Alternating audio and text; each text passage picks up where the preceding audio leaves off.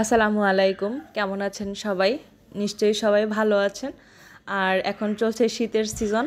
এই শীতের সিজনে কিন্তু হাঁসের মাংস খেতে ভীষণ ভালো লাগে।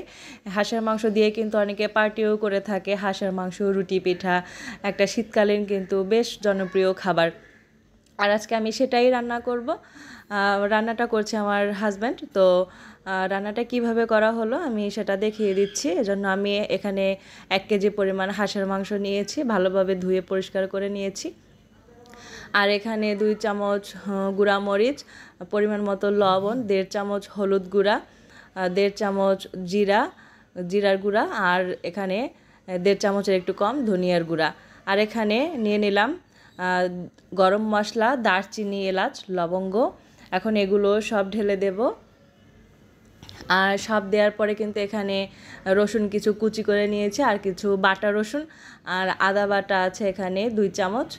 এই সবগুলো কিন্তু দিয়ে মাংসটাকে খুব ভালোভাবে মাখাতে হবে। আর এখানে পেঁয়াজ কুচি নিয়েছি, এখান থেকে পরিমাণ মতো দিয়ে দিবে। তো এখানে আর একটু তেল নিচ্ছে হাতে, তেল নেওয়ার পরে ভালোভাবে মাংসটাকে মাখাতে হবে। আমার বাসায় সবার হাঁসের মাংসটা খুব পছন্দ। তো দুপুরে ভাতে খাবে আর রাত্রে রুটি দিয়ে খাবে, তো সেজন্য মাংসটাকে খুব ভালোভাবে রান্না করছে। এখন সবগুলো দিয়ে ভালোভাবে মাংসটাকে মাখাতে হবে। মাখাতে মাংসটা মানে এত সুন্দর একটা কালার আসে, মনে হয় যেন এখনই রান্না হয়ে গেছে এইভাবে। তো এখন পেঁয়াজ কুচি দিয়ে দিল, এরপরে আর একটু তেল দিয়ে দেবে ভালোভাবে মাখিয়ে। আর এখানে কাঁচামরিচ নিয়েছি, এখানে 6-7টা কাঁচামরিচ আছে। এই হাঁসের মাংসটার সাথে কিন্তু কাঁচামরিচের ফ্লেভারটা খুব সুন্দর আসে।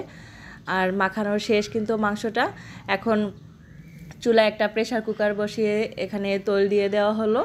আর এখানে মাংসটা কিন্তু দিয়ে দিলাম। মাংসটা দেওয়ার পরে কিন্তু এখন ভালোভাবে এটাকে কষাতে হবে। সামান্য একটু পানি দিয়ে এটাকে ঢাকনা দিয়ে ঢেকে রাখতে হবে। আর মাংসটা থেকেও কিন্তু একটু পানি ছেড়ে দিবে। এটাকে ভালোভাবে নেড়েচেড়ে কষাতে হবে। এখানে একটা তেজপাতা চেরা দিয়ে দিচ্ছি, 2টো তেজপাতা চেরা এখানে দিয়ে দিলাম সুন্দর একটা ফ্লেভারের জন্য। তো মাংসটাকে কিন্তু আমরা 2বার কষাবো, একবার পানি দিয়ে কষানোর পরে আর একবার পানি দিয়ে কষানো হবে। তো দেখুন, প্রথমবার কষানোর পরে কিন্তু মাংসটার এই কালার হয়েছে। এখন আরেকটু পানি দিয়ে মাংসটাকে আরেকবার কষাতে হবে। মাংসটাকে যত ভালোভাবে কষানো হবে এর মশলাটা খেতে কিন্তু তত বেশি ভালো লাগে এবং দেখতেও ভালো লাগে এবং কালারটাও কিন্তু খুব সুন্দর আসে। তো এখন এভাবে ঢাকনা দিয়ে কিছুক্ষণ ঢেকে ঢেকে এটাকে ভালোভাবে নেড়ে কষিয়ে নিতে হবে। তারপর পরিমাণ মতো পানি অ্যাড করে সিটি দেওয়ার জন্য ঢাকনাটা দিয়ে দিতে হবে। তো ভিডিওটি যারা দেখছেন, ফেসবুক থেকে যারা দেখছেন তারা ফলো দিয়ে পাশে থাকবেন, আর লাইক কমেন্টস করে শেয়ার করে দিবেন। আর যারা ইউটিউব চ্যানেল থেকে দেখছেন তারা সাবস্ক্রাইব করবেন এবং কমেন্ট করে জানাবেন আপনাদের ভিডিওটি কেমন লেগেছে। এখানে পানি দিয়ে দেওয়া হলো।